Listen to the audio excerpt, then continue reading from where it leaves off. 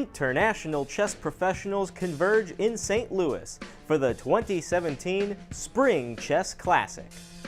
Happy Friday, everybody, and welcome back to the 2017 Spring Chess Classic. Today saw round 4 for Groups A and B, and round 5 for Group C. Some players are now logically eliminated from contention for top place, but there's still half of this tournament to be played. The 2017 Spring Chess Classic features a combined prize fund of more than 50 grand. Win the top prize in Group A, that will get you $6,000. $4,000 is the prize for Group B, and the top prize for Group C is $5,000. That's because Group C is actually stronger than Group B. At the top of Group A, Jeffrey Zhang has a new buddy, and his name is Sandro Mareco, the Argentinian Grandmaster who today, with the black pieces, defeated Grandmaster Kachashvili. So it's good to have you here for the first time. Thank you for joining me. And Sandro, this is your first tournament in the United States ever, right? Yeah, it's the first tournament because I never come to United States before. It's the first time in United States also. How did you get hooked up with this tournament? Yeah, for me it was very good to be invited to play here because I never play in a tournament like that. Normally I don't play closed tournaments, and I never play a tournament of this strength. Well, this is a pretty strong tournament. Take us through your victory today over Kachashvili. He played rook f4. I think on h5 also, but he comes here and I don't see nothing special to do here. For that reason I takes, and knight c6.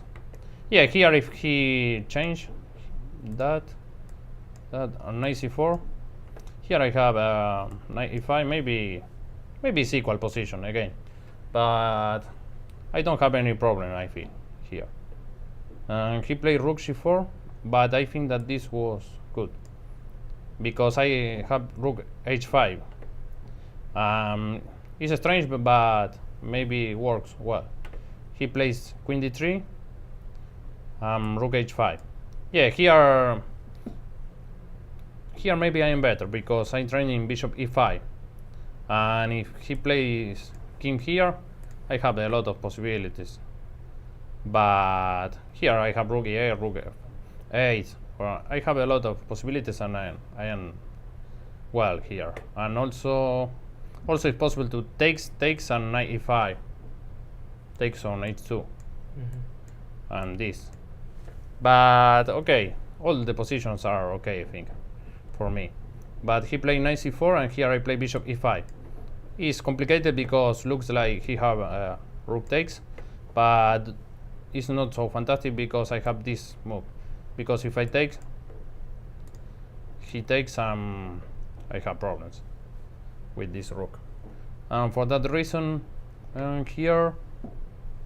Yeah, here I'm thinking also in this c3, but after c3 I think rook f8. Also it's possible to play king h8, but I think that this is possible. Rook f8, and here if he takes, I think on that move, because I train him rook f2, and also to take the rook, and if he play, for example, rook c4, I have this. I think that I'm better. If he plays like that, I think that I have takes, because if he takes I have this, and if he plays like that, I have this move also, training this, and maybe will be winning. Here if he plays takes, I takes, and I train in the rook, and also here, for example, if he plays like that, I think that I have this move. This, and check. I win here. Also, the other move will be possible for him is like that, but I think that I am better here.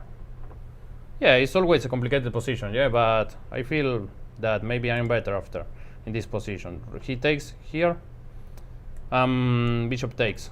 Yeah, maybe here I feel very well because it's difficult to play for him, and always I have perpetual checks or some kind of traits like queen f7 to play bishop c3 and rook h1. For that my training is queen f7, bishop g3, rook a1, and some mates. But he played rook, and I played rook c8 because this rook was a very good rook for him. For that reason, rook f5, rook. Yeah, during the game, thinking on e4 also. But here, I think that maybe bishop e5, this, here, and this. I think that maybe I am winning here. I don't see nothing for him. Maybe he have something, but I don't see. I didn't see nothing here because I have a lot of trades and I feel that maybe he's lost here. But yeah, he plays c3 and after takes here, this is not possible to take because check and mate. If he plays, for example, like that, I come here and he don't have nothing to do because queen h3 win. Come here, yeah, and here is, yeah, this don't works.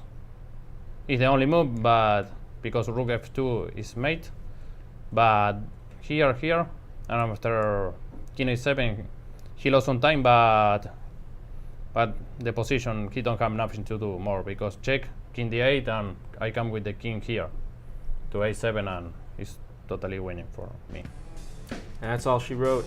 Sandro, you mentioned that you had a very busy schedule recently in the chess world and you're taking a break from chess for a little bit. Tell us about that. No, I play a lot of tournaments in a row. Before that, I play 5 tournaments, I think.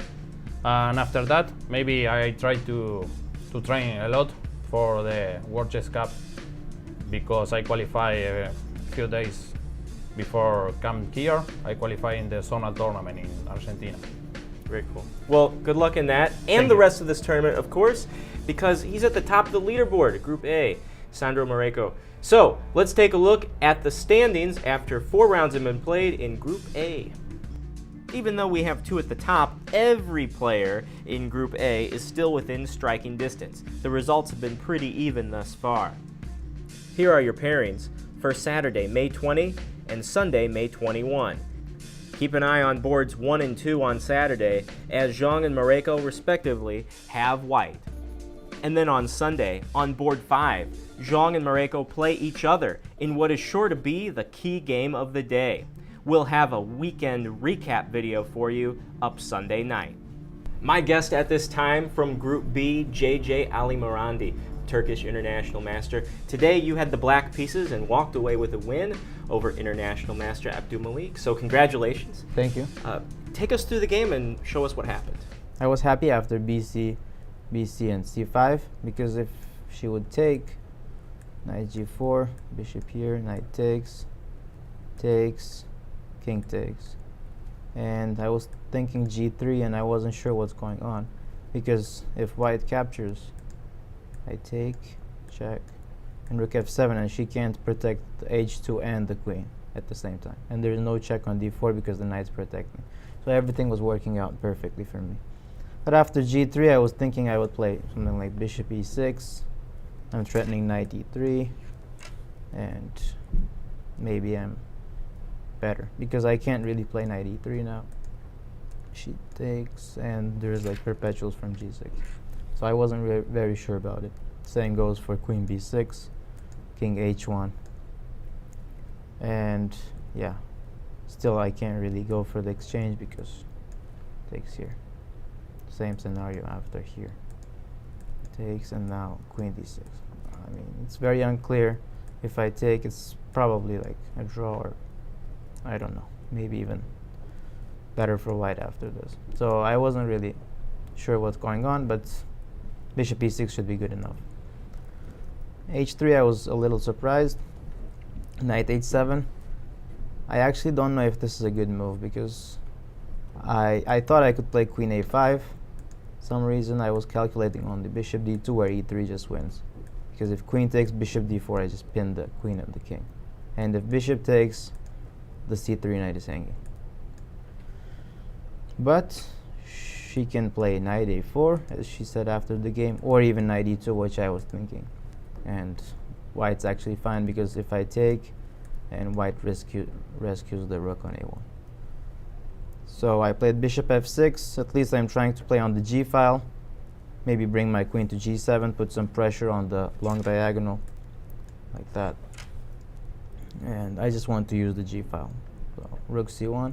I was slightly surprised. I was expecting rook b1 maybe to bring the rook on the 7th, but really it's not easy to play because I can go queen a5, let's say, and she can't really move the knight this time because after I take, any rook captures and knight on here is h4 is hanging. So if she has to play that, I have the ideas with e3 here as well. So that's why she didn't play rook b1. She played rook c1 with the idea to protect the knight on c3. If I attack it, she can just defend with bishop e3. That's the whole concept. But I really wasn't looking at the queen side at this point. I wanted to use the g file with the rooks and queen. She's trying to build a fortress with g3, knight g2. Otherwise, I just play whatever and I'm maybe better. Because my idea was like to play queen here, queen f8. Maybe if I can get this, that would be great. But she will just play g3, knight e2, knight g2, and she would be fine. So I played rook b8. Maybe I'll use the b file as well. Rook on a8 wasn't doing much. Bishop b3 and, well, okay. Now the bishop is kind of useless. Queen e8, I'm threatening to go to h5. g3. Now I can't really go to h5 because she can play here. And I can actually go back and I'm still fine, of course. But I just played queen f7, not showing my intentions. Maybe I'll double on the g file with rooks, or I might play queen g7. So I have two main ideas. King h2, I decided to double, and she was very low on time. She had like a minute or two, and it was move 26. So I thought I have to bring more pieces into the game, so I play knight g5. I'm not very certain if this sacrifice is winning, close to winning, or even good, but my intuition told me that it cannot be so bad because basically all white pieces are stuck and they're not doing much. So even if I'm a piece down just for a pawn and if I'm attacking with her low time, I should be fine. Knight e2, this was actually good. I was expecting rook f1, honestly, and knight g1. But this is like very passive. I can just play rook h7, try to double on the h file, and I have like all the time in the world. So she played knight f4, trying to at least exchange some pieces, but I wanted to keep everything on the board. Knight f3 was a threat, bishop d1, rook b2.